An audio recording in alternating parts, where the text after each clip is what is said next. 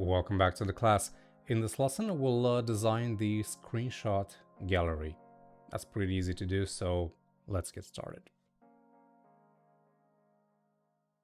If we take a look back at the wireframe, we can see that I originally mocked up the screenshot gallery as a simple grid of images.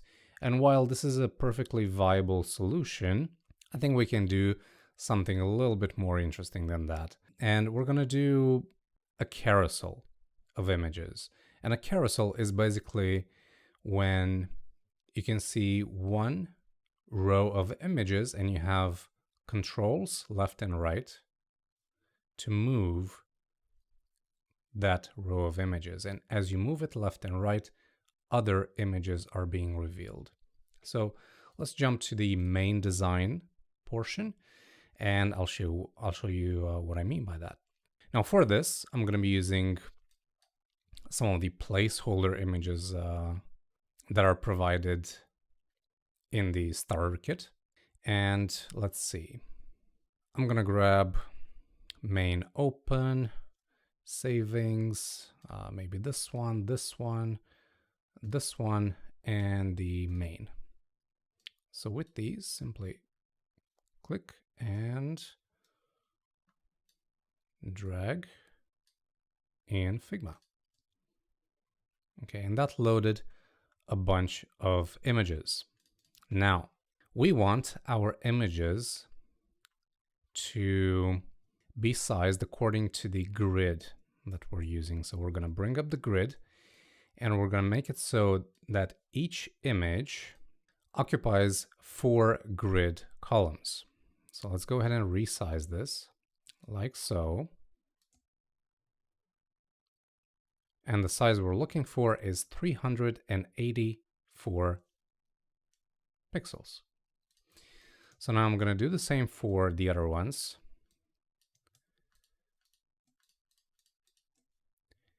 So width 384. And now I'm going to start bringing them in one at a time. So let's bring in statistics. This I'm actually going to move. So statistics, go here. And this image, I'm going to position it at 32 pixels from the other one. What else? Let's bring in the main image. And don't worry about this image being way taller. We'll fix that in just a little bit. And what else do we have? We have these. And I actually think we have enough images here. Okay. So let's position these properly like that. And now let's hide the grid and let's select each one of these images and add a nice drop shadow and also 8 pixels border radius. Now, what do we do with this large image? We want it to be the exact same height as the other ones, which is 683. Well, we can do that. No problem. Simply uncheck constrain proportions, enter 683, and double click it. Right now it's set to fill, but if we want to move it around, we can set it to crop. And then we can choose which part of the image we want to display. Pretty cool, huh?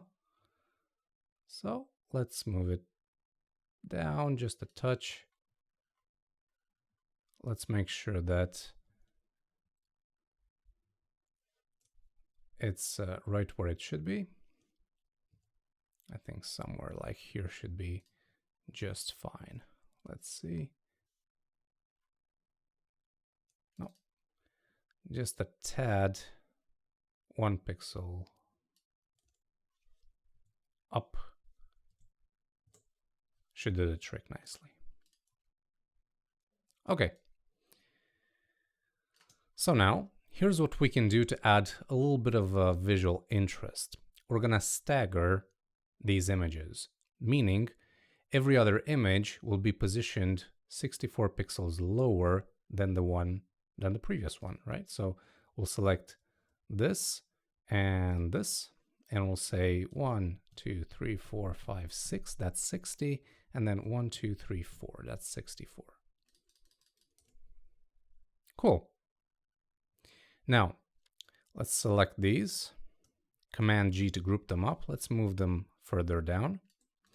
And what I want to do to be consistent in the design is I want to grab these two stripes, these two angled stripes, and use them as a background, right? And that will tie in nicely with the whole angle motif we're using. We have angles here, here, and also here. Okay, so let's go ahead and do that. Let's paste these in. Let's bring them under our group. And now I can select both of them. Or actually, let's do this individually. I can make them bigger or smaller. So it depends on what kind of effect I'm looking for. Something like that. And let's grab the other one. Let's make that a little bit bigger. Something like that. So they kind of intersect one another. And let's move this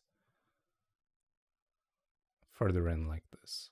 You can play around with these two shapes, and once you do that, you can open up the gradients, and you can give them different colors. Something like this or something like that. There. And you can even change their order depending on which gradient you want to show first. Cool. Now we also need some sort of navigation here, right? How will we move this carousel? Well, let's go ahead and do that then. Let's start by grabbing the rectangle tool, or R, and let's create a rectangle that's like, I don't know, 320 by 320.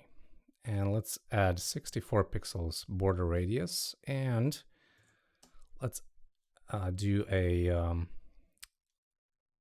angle or rotation of 26 degrees.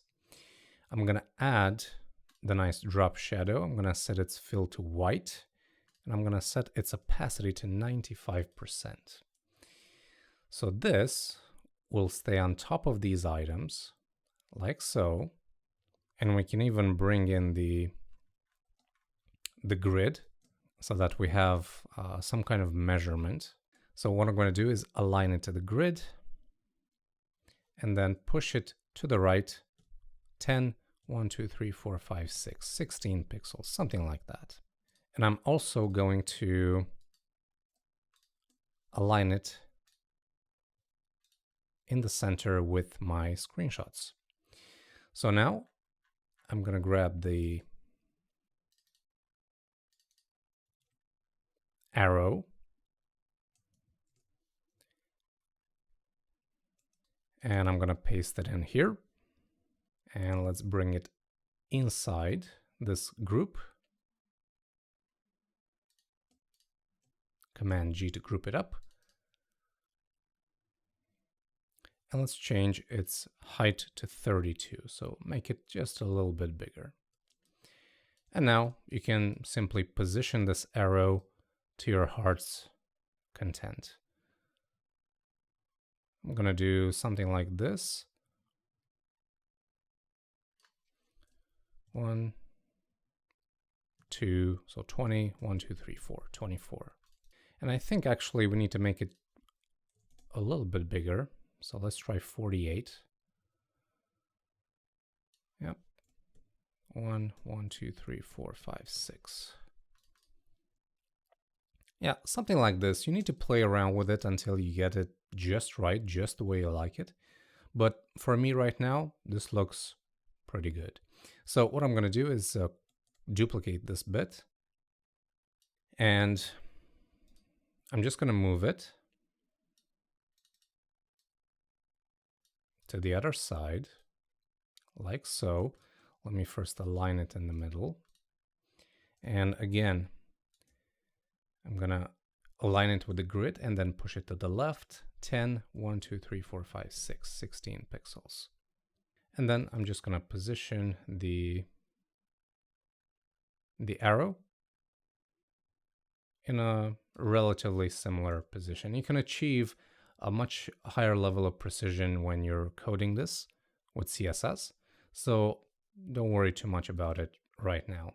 The last thing to do is just flip it horizontally, which will turn it the other way. So now we have the buttons for moving the carousel forward and backward. The last thing that I would like to add to this is some kind of indicator to let us know on which page of the carousel we're on. So for that, here's what we'll do. We'll grab the rectangle tool again. We'll draw a simple rectangle, and we'll make this 32 pixels wide, 4 pixels high, and the radius 16 pixels. So now we have a small shape that looks something like this. For the color, I want to use the same primary color, like so, but I'm going to do 10% opacity. So this is a representation of a page, of a carousel page that's not currently active. Let's repeat the process. So we're going to duplicate it. Let's select both, Shift A to add an auto layout. Let's set 16 pixels distance between the two. And now let's create the active state.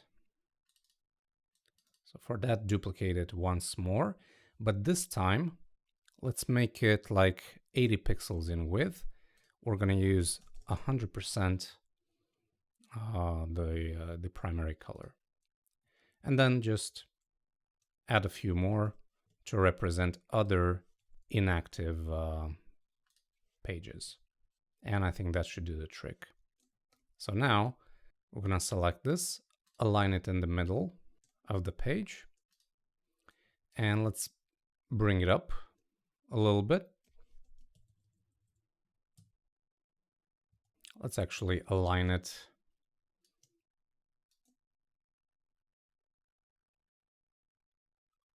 with the bottom edge of this shape.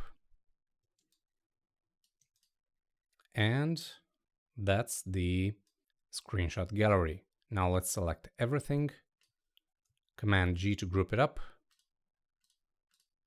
and let's call it screenshot gallery. Finally, let's move it up.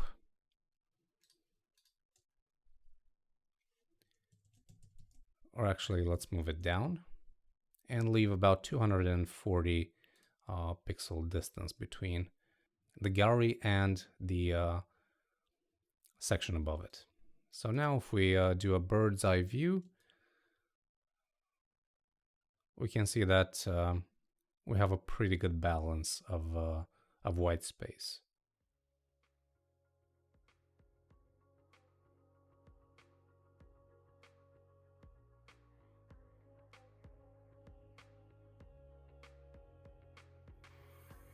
All right, as usual, now it's time to take action and create your version of the screenshot gallery.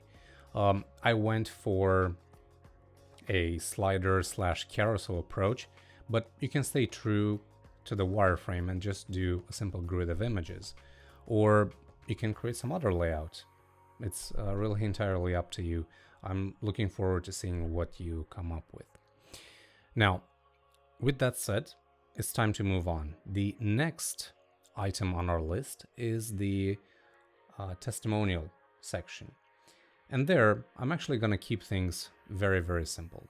Let me show you my take on it in the next lesson. See you there.